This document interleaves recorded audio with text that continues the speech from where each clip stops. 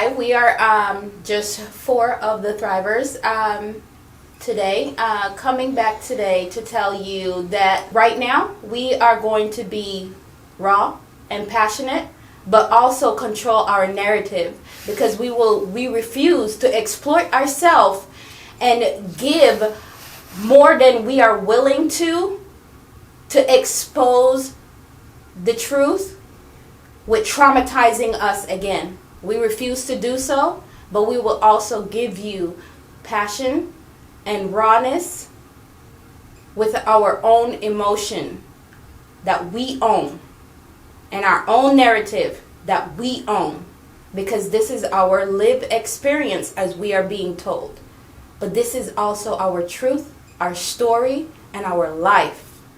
This is the first project that the Thriver Council has come together. We put together a way that we felt an ethical way to share our stories without having to re-traumatize ourselves. As Jamelia spoke on, we shouldn't have to open old wounds that have been behind closed doors and in public spaces, being told over and over again, that's too emotional, you cannot do these things, you cannot say these things. And so when we first attempt to do things a more professional way and go through mediation, where again we sat and bared our soul weeks and weeks leading up to mediation, bared our soul on the first day of mediation, just for the other side, just for Andrea to terminate it because she didn't feel that it was fair, even though she agreed on that process.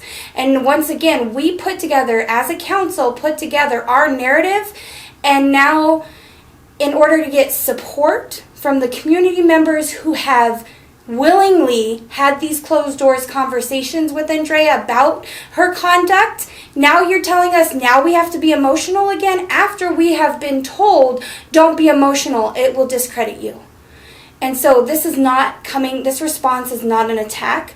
This is a response of our kid gloves are coming off. We're going to be respected, we're going to be heard, and we are not going to re-exploit ourselves.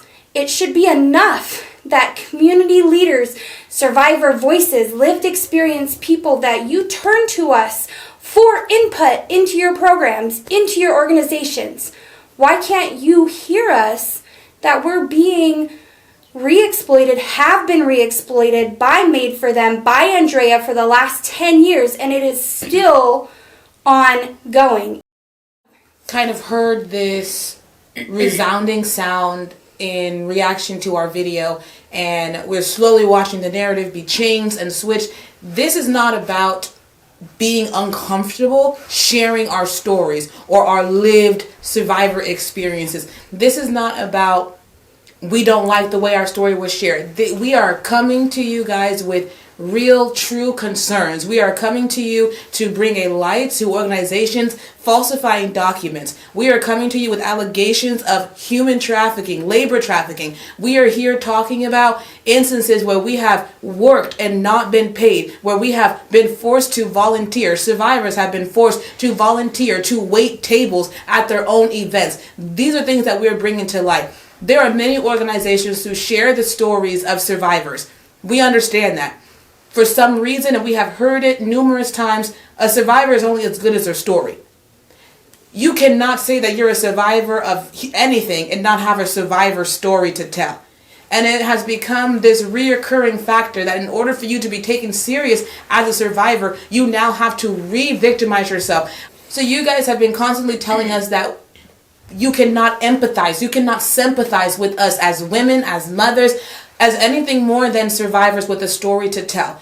Today is not about how or when or why our story was shared. It is about organizations here in Fresno, namely MadeForThem, who is taking the lives of survivors and re-victimizing us, re-traumatizing us, re-abusing us. This is about MadeForThem, Andrea Shabagli and her entire board of directors receiving fundings, donations for treatment facilities, for office spaces, for survivor-informed trainings that never come into fruition. That's what we're here to talk about. So excuse us if we're not able to appear to your better half because we're not here crying about things that happen to us on the streets. No, it should be even more heartfelt because we're telling you about victimization that we experience within an organization who was supposed to help us.